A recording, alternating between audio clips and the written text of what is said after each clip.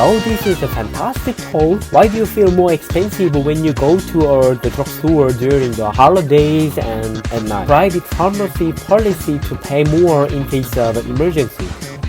Never. It's the government's policy for consumer convenience. Without this kind of policy and advantage, nobody wants to open drugstore on the weekend. You shouldn't try to tie everything up with a simple mission. It's natural to work on holidays and get extra benefits.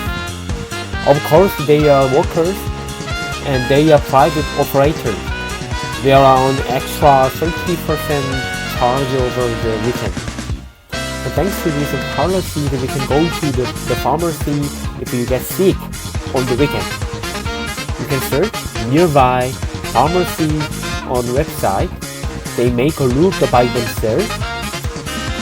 Let's give you an example of a surcharge. Let's say you buy a medicine at the drugstore. By the way, what is the price set in the comprehensive called the medicine box? What should I do? The surcharge only applies to a prescription medicine.